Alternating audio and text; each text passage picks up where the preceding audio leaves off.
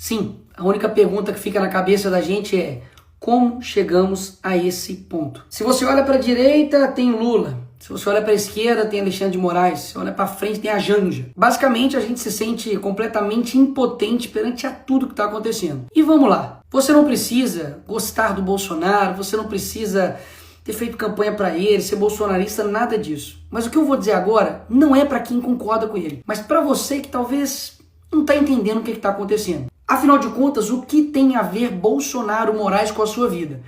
Eu vou te explicar. Basicamente, nós temos hoje um cenário em que um ex-condenado é presidente da República e um ex-presidente da República pode se tornar um condenado. E mesmo que você tenha suas divergências com o Bolsonaro, vai aqui alguns pontos para você pensar. Não precisa concordar não, mas pensa aí. Ele nesse momento está proibido de falar com embaixadores, proibido de usar rede social, sofreu busca e apreensão na sua casa, encontraram aí incríveis $14 mil, usando tornozeleira eletrônica e é obrigado a ficar em casa do 19 às 7 horas da manhã. E está proibido de falar com o próprio filho, Eduardo. Aí vem os meus pontos. Alguém que roubou a INSS, que foram bilhões, está usando tornozeleira eletrônica? Você já viu algum traficante, estuprador, alguém aí que roubou bilhões às estatais, ficando impossibilitado de conversar com seu próprio filho? Ou seja, o script é o mesmo. E quando você entender que nós não estamos em uma democracia, você vai entender o porquê o que estão fazendo com o Bolsonaro afeta também a sua vida. Porque afinal de contas, se eles estão fazendo isso com o ex-presidente da República, o cara basicamente mais popular do Brasil, o que eles não vão fazer com você? Que é digamos, um mero cidadão. Pastor, um estudante, uma pessoa que tem opiniões na rede social, você que é jornalista, empresário, e aí? O que vai acontecer com você? Vamos colocar mais uma vez aqui os pingos nos is. Bolsonaro, como alguns eu ouvi falar aí da esquerda, não está sendo condenado pelo que ele fez na pandemia. Não. Ele não está sendo condenado por corrupção. Não. Ele literalmente está sendo condenado por uma tentativa de golpe. Ele é a pessoa que está despontando nas pesquisas eleitorais como primeiro lugar contra o Lula. Ou seja, será mesmo que eles estão preocupados com a democracia? Pausa. O Lula que recebe ditador aqui no Brasil, como Nicolás Maduro? Ou será que eles estão preocupados em tirar a oposição para poder vencer as eleições? Hein? O que você acha? Isso literalmente aconteceu na Venezuela e através do STF. Ou seja, a Suprema Corte de lá faz exatamente o que a Suprema Corte daqui está fazendo, especificamente na figura do Alexandre de Moraes. Me parece que no Brasil não tem mais nada mais importante para poder se combater, sei lá, tipo crime organizado. Afinal de contas, Comando Vermelho, PCC e todos os outros que estão aí, estão literalmente destruindo a vida de pessoas, matando, roubando, sequestrando. Mas a preocupação principal da nossa Suprema Corte, nossa Polícia Federal, pelo visto, é uma pessoa que, enfim, tentou dar um golpe lá dos Estados Unidos, em EAD, virtual. Ainda fizeram uma manchete como se $14 mil na casa dele fosse uma coisa, assim, absurda. Ai, bicho, eu sou crente, eu não posso xingar. Mas a vontade que dá de falar, velho, vai pra... Porque nós tivemos agora, na história recente do Brasil, corruptos com malas e malas e malas de dinheiro na casa. E o que aconteceu com esses caras? É isso mesmo, nada. Pessoas que foram condenadas por 400 anos, como o Sérgio Cabral, tá agora sendo influenciador no Rio de Janeiro, gravando um videozinho. Então, peraí, você não precisa gostar do Bolsonaro, não.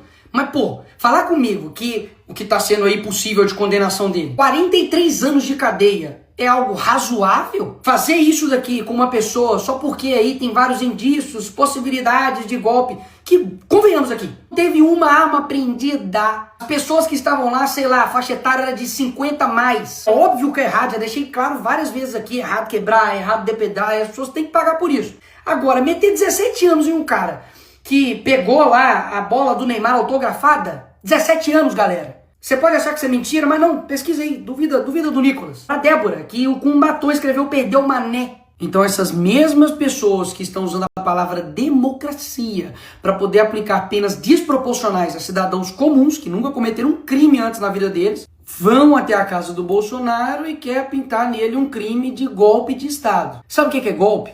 Golpe é lavar dinheiro, é quebrar estatal, é desviar bilhões de reais. Isso sim é golpe. Sabe o que é golpe? É um juiz que não teve uma caramba de um voto, que não é representante de ninguém e não tem legitimidade para poder tomar as decisões, tomar todas as decisões do Brasil. Ou você não sente isso? De que tudo o Alexandre de Moraes decide. E um ponto importantíssimo, tudo isso aconteceu um dia depois do Donald Trump mandar uma carta assinada por ele em apoio ao Bolsonaro, deixando claro que as perseguições, que tudo está acontecendo com ele é uma injustiça, é caixas bruxas e, obviamente, poxa, estão fazendo isso para poder tirar ele das eleições. E nessa parte, a esquerda me vem com... Ai, e a soberania do Brasil, Nicolas? E a soberania do Brasil? Eu concordo que, óbvio, o Brasil precisa, sim, ser soberano. Mas o que soberania significa, criatura? Significa que o país possa ter autonomia sobre suas decisões. E até aí tudo bem. O Brasil está dando um exemplo de como não ser diplomático, né? Porque eu não sei se você sabe, mas os Estados Unidos não é uma economia que você pode falar, quer saber, não quero ver você. Porque antes da campanha, o Lula falava que com uma cerveja e uma conversa de bar resolveria uma guerra. E agora não está conseguindo resolver uma questão de tarifa. Só para lembrar aí. Agora, as decisões que os Estados Unidos está tomando nesse momento, ou futuramente possa tomar, como a lei Magnitsky, então até mesmo a taxação que o Trump fez, que no meu vídeo mesmo anterior eu disse que não há o que comemorar, afinal de contas a gente sabe que isso pode sim impactar e muito a nossa economia aqui no nosso país, nada mais está tomando uma decisão de como o seu próprio país irá tratar as questões das importações. Então a narrativa de que isso estaria ferindo a soberania nacional, isso é mais uma narrativa do PT da esquerda. PT esquerda que durante a sua vida inteira mentiu pra você. É o mesmo cara que te prometeu picanha e não entregou nada. Então assim, acreditar em todas as narrativas que a esquerda traz pra você, aí o problema nem é mais a esquerda, meu filho. É o problema você que acredita nela. Agora, mais uma vez, cá entre nós, vamos recapitular um pouquinho só a história. Lula acabou de pedir pra Cristina Kirchner, que foi condenada por corrupção, a soltura dela. Ele foi lá na Argentina pedir para soltar ela. A Gleisi Hoffmann, que é deputada do PT, não sei se você sabe, mas já foi até a TV árabe para poder pedir para o Lula ser solto. O PT foi em outros órgãos internacionais para poder falar para o Lula ser solto, contra o impeachment da Dilma, enfim. Fizeram isso milhares de vezes. E aí no caso deles é ajuda. Não, nós estamos aqui ajudando. Aí quando é o Eduardo, aí não. Aí é ataque à soberania nacional, é crime. Peraí. Eles não fizeram isso a vida inteira. E tem tipo de coisa que você tem que ir ver. Coloca aí no Google assim, ó, Foro de São Paulo. Pra ver que desde 1990 os caras estão influenciando externamente todos os países da América Latina e principalmente o nosso país. E uma perguntinha aqui gostosa aí pra você que é de esquerda ou canhotinha.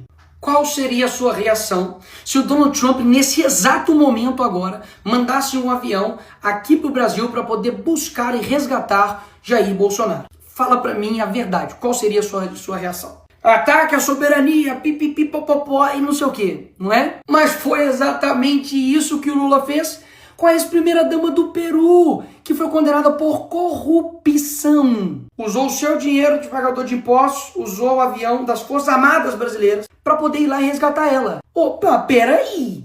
O Lula não tá ferindo a soberania, não? Ou seja, todo o script é o mesmo. Eles fazem a coisa errada, destroem o país, colocam a culpa no outro e depois criam um caos e depois se apresentam como uma solução. Mas e aí, Nicolas, o que nós vamos fazer?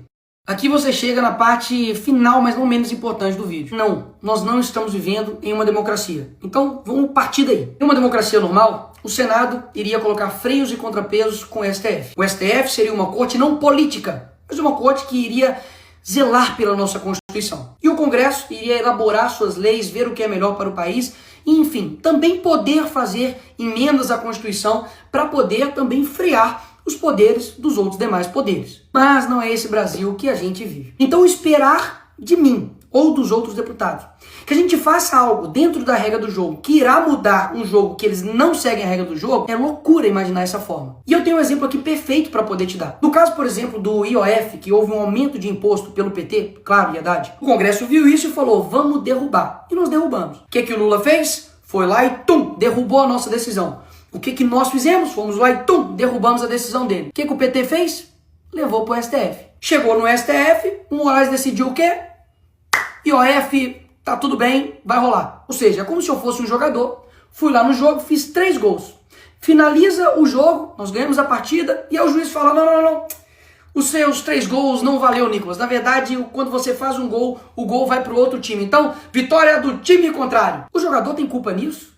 Ele tem culpa de que um juiz está extrapolando por completo a sua competência? Não é falta de competência, de vontade, nem de garra, nem de luta de nenhum dos jogadores. Basicamente porque nós temos um juiz que tem superpoderes. Rui Barbosa poderia ressuscitar e defender que seja Bolsonaro ou a direita ou o Congresso ou o Parlamento, que não resolveria. Então é isso, Nicolas. Nós temos uma ditadura e lascou. Não. Mas tem uma coisa valiosa que eu aprendi com o Olavo, que é o seguinte: quando a sua ânsia de agir é maior do que a sua ânsia de entender, a sua ação sempre vai ser incompreensível. Toda tirania, ela vai dobrando a aposta. E eu confesso que eu estou extremamente preocupado com o nosso país. Basicamente, ou vai surgir um novo Brasil, ou a gente vai virar de fato Coreia do Norte. O que nós podemos fazer para poder mudar essa situação? O primeiro passo de fato é você entender. Entender de que existe uma pessoa, basicamente, que chama-se Alexandre de Moraes, que está desbalanceando a nossa democracia. Então, Nicolas, o que você sugere? Eu confesso que muitas das vezes eu não sei, mas uma coisa eu sei, que desistir, parar de lutar, parar de falar, parar de gravar vídeo, parar de comunicar com vocês,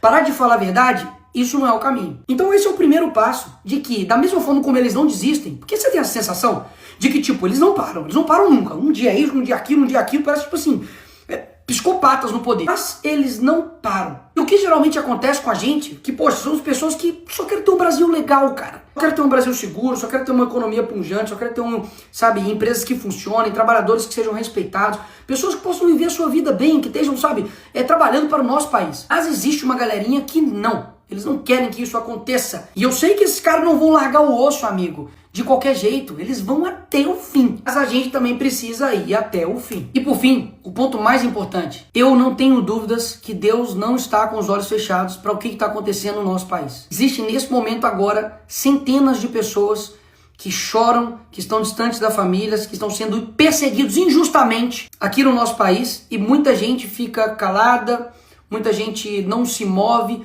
usa isso como um jogo político para poder, enfim, lutar pelos seus interesses. Mas eu não tenho dúvidas que podem ter juízes com muito poder, mas eles não têm todo o poder. Então eu te chamo agora não somente para poder tomar ação naquilo que de fato seja necessário. Seja, por exemplo, ir para a rua, seja, por exemplo, compartilhar um vídeo, seja, por exemplo, fazer a política no seu dia a dia, alcançar pessoas que nós não alcançamos, mas principalmente para que você tome uma decisão individual de você de fato se tornar uma pessoa mais próxima de Deus, para você ter um caráter mais parecido com Jesus e dessa forma você mudar o seu país. Porque tudo que eles mais odeiam é um país que se aproxima de Deus, de verdade, não somente de fala, mas de verdade. E muitas das vezes, quando a gente vê tudo isso acontecendo, a última coisa que a gente faz é orar. A gente reclama, xinga, enfim, faz vídeo, faz um monte de coisa, mas a última coisa que a gente faz é apresentar isso para quem realmente está no comando de tudo. E eu quero lembrar vocês de que os hebreus ficaram 400 anos escravizados no Egito. Deus levanta Moisés, ele enfrenta Faraó, vem praga, o povo sofre,